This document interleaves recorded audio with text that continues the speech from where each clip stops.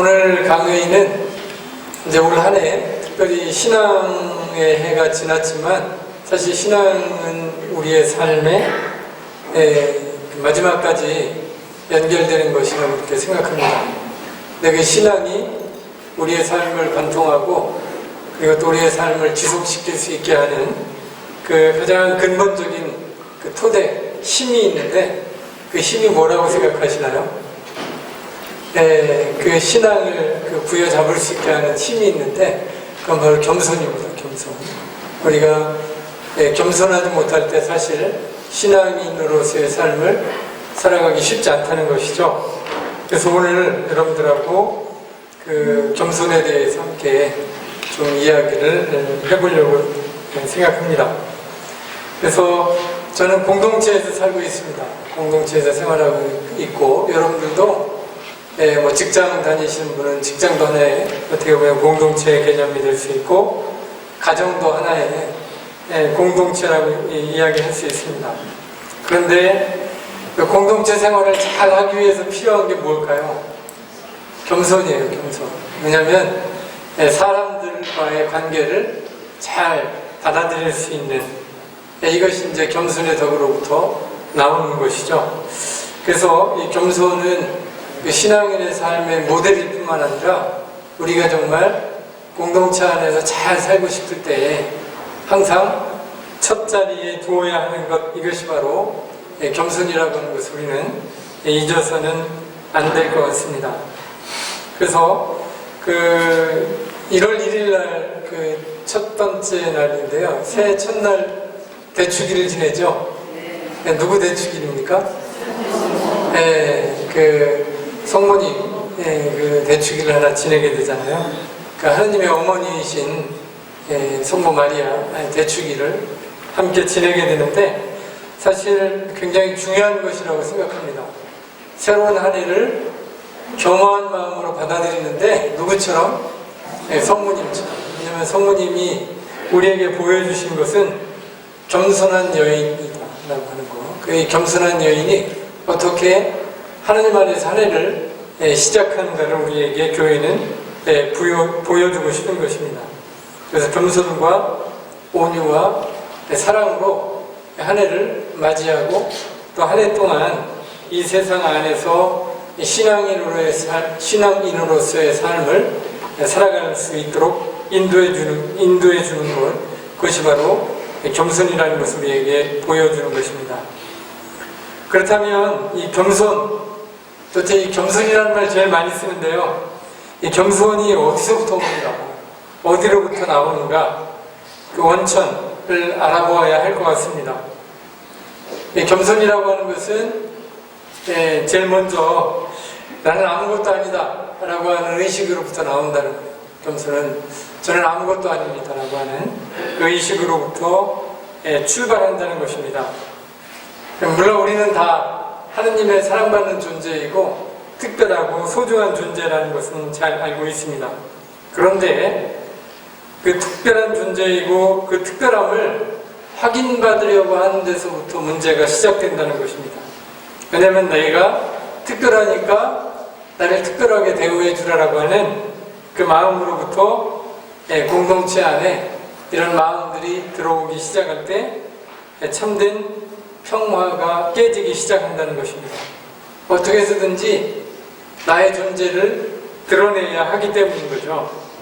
그러면서 어떻게 부딪히기도 하고 이런저런 긴장도 이렇게 유발하기도 합니다. 또 자유롭지 못한 삶을 살아가게 한다는 것이죠. 우리가 아무것도 아니라고 하는 것은 우리 자신을 부정하는 것이 아니라는 거예요. 바로 우리의 참된 신원, 내가 누구인가를 본질적으로 인정하고 받아들이는 것이다 라고 하는 거예요. 다시 말하면 우리는 뭐로부터 하느님의 은총으로 이 세상에 왔다는 것입니다. 하느님의 자비와 사랑으로 빈손으로 이 세상에 태어났다는 것입니다. 바로 이게 우리가 아무것도 아니다, 우리는 무다라고 하는 것을 보여주는 것입니다. 내가 아무것도 아니다라고 하는 것은 뭐예요? 나는 하느님 안에서 나를 생각하고 또 나의 신원을 받아들이는 그 출발점이 바로 나는 아무것도 아닙니다라고 하는 데서부터 시작한다는 것입니다. 이것을 받아들인 사람만이 내적인 평화를 영성적으로는 얻을 수 있게 된다는 것입니다. 내가 아무것도 아니다, 이 무다라고 하는 것을 받아들인 사람만이 내적인 평화를 얻으면서 살아갈 수 있다고 하는 것이죠. 이것을 영성적인 용어로는 무와 화해하는 삶, 무와 화해한다. 예, 들어보셨나요? 이 말? 내가 아무것도 아닌 나를 받아들이는 거예요. 무와 화해하는 삶을 살아간다고 이야기할 수 있습니다. 근데 이 무와 화해하는 삶을 가장 잘 보여준 사람이 누구실까요? 네, 예수님이십니다. 예수님의 생애는 어떻게 보면 무와 화해를 우리에게 가장 잘 보여주신다고 할 수 있겠습니다. 왜냐하면 예수님이 우리가 지금 성탄 시기를 보내고 있잖아요. 네, 전능하신 하느님이에요. 전지전능하신 하느님께서 인간이 되어 오셨다라고 하는 것이 어떤 의미일까요? 전능하심을 다 내려놓았다는 것입니다. 저 어린아이가 돼서 이 세상에 왔다는 거예요. 높은 데도 아니고 가장 낮은 땅바닥. 그래서 저는 구유도 바닥에 놓인 구유를 참 좋아합니다. 맨 땅바닥에 놓여있고 그 하늘에 계셨던 높으신 분이 자기의 모든 권능을 다 내려놓고 아이가 되어 이 세상에 오는 겁니다. 깐난아기가 된다는 것은 어떤 의미이죠? 무능하게 된다는 겁니다. 전적으로 누구의 손에 의지하는 거죠. 그럼 어머님들 아기 낳으신 분들은 깐난아기가 태어날 때 그 과정들을 잘 아실 거라고 생각합니다. 제가 지금 휴가 중인데요. 이틀 전에 집에 갔다가 이것 때문에 좀 올라왔는데 어제 참 기분이 좋았습니다. 싱글벙글 지금 하고 있는데, 왜냐하면 제 조카 며느리가 하나 있는데 이번 달에 아이를 낳아요. 배가 이만하게 돼가지고 어제 같이 와서 이제 식사를 했는데 참 착하고 아주 선한 그 부부인데 보면서 여러 가지 생각을 합니다. 저 아이가 얼마나 행복한지, 그리고 그 뱃속에 있는 아이를 통해서도 이 사람들이 앞으로 나아갈 그 새로운 삶, 그리고 또 그 하느님 안에서의 그 은총이라고 할까요? 뭐 이런 것들을 충만히 받고 있다는 것을 이렇게 깨닫게 됐습니다. 근데 그 아이는 누구에게 의존합니까? 엄마, 아빠예요. 예수님도 마찬가지입니다. 예수님이 하느님이셨는데 인간이 되어오는 바로 그 순간 뭐가 되는 거예요? 무가 되는 거예요. 아무것도 아닌 무능한 인간이 되어 이 세상에 오신다는 것이죠. 하느님이 가지고 있는 모든 권리를 다 내려놓으신다는 것입니다.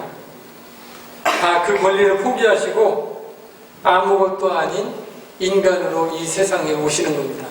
그래서 신학적으로는 전능하신 하느님이 인간이 되어 오시는 것을 자기를 비웠다라고 해서 케노시스라고 이야기합니다. 완전한 비움, 자기 비움. 그래서 하느님으로서 자기를 비움으로써 인간이 되어 이 세상에 오셨다. 그걸 이제 무와 화해한 삶. 예수님께서도 무와 화해하심으로써 인간이 되어 이 세상에 오셨다는 것이죠. 예수님께서 아무것도 아닌 인간이 되셨어도 내적인 평화를 유지할 수 있었던 유일한 이유는 뭘까요? 바로 하느님의 뜻, 하느님과의 일치 안에서 이 모든 것이 가능할 수 있었다는 것입니다. 그런데 무와 화해하고 아무것도 아닌 이 의식을 자기 안에 가지고 살아가는 것이 쉬울까요? 예수님은 뭐 받아들이셨겠지만 우리는 이 삶을 살아간다는 것은 거의 불가능합니다. 그러니까 매일매일 뭐예요? 싸우는 거죠, 싸움. 자기 자신과의 싸움. 무를 받아들이기 위해서 얼마나 고통스러운 과정이 필요한가를 우리는 매일매일의 삶 안에서 체험하고 있습니다. 근데 예수님의 삶을 드러내주는 성경 말씀을 보아도 이 무와의 싸움이 예수님께도 어려웠다는 것을 성경은 우리에게 이야기해주고 있습니다. 어디에서 이걸 읽을 수 있을까요? 겟세마니 동산에서. 예수님이 순환을 받아들이기 직전에 제자 셋을 데리고 어디로 가시나요? 겟세마니 동산으로 가십니다.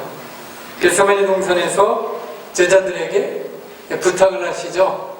내가 괴로워 죽을 지경이니 나와 함께 깨어 기도해주라고. 예수님이 힘드신 겁니다. 십자가를 온전히 받아들이기 전까지 예수님은 많이 힘드셨죠. 그리고 와서 보니까 제자들이 자고 있었잖아요. 제자들을 깨워서 다시 한번 한시도 나와 함께 깨어 있을 수 없단 말이냐 하시면서 다시 부탁하십니다.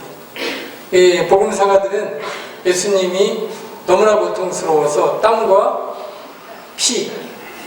피땀을 흘리셨다고 이야기합니다. 눈물과. 예수님은 이 십자가를 받아들이는 이 삶이 참으로 쉽지 않았다는 것을, 고통스러웠다는 것을 성경은 그대로 적나라하게 이야기해주고 있습니다. 예수님은 고통스럽지 않아야 한다는 것이 아니고 예수님에게도 이 물을 받아들이는 것은 하나의 고통이었다는 것을 야고 없이 우리에게 보여주고 있다는 것이죠. 예수님은 이 물을 받아들이면서 자기 자신을 완전히 비워내는 무가 되는 그 현상에 그것을 우리에게 보여주고 있습니다. 예수님의 이 무체험, 무와 화해하는 과정을 잘 보여주는 성경 말씀이 있는데 그게 바로 이제 사도 바오로의 그리스도 찬가입니다.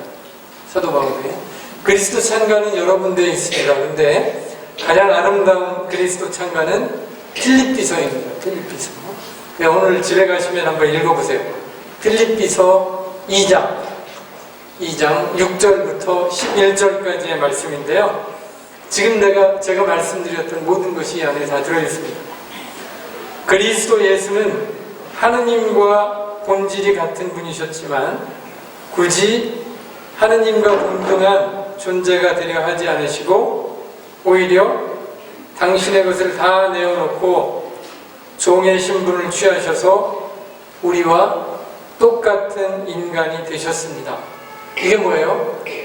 바로 하느님과 본질이 같으신 전능하신 분이었는데 그걸 다 내려놓고 인간이 되어 이 세상에 오셨다는 것이죠. 예수님의 첫 번째 무체험을 우리에게 이야기해주고 있습니다. 그 다음 한번 볼까요?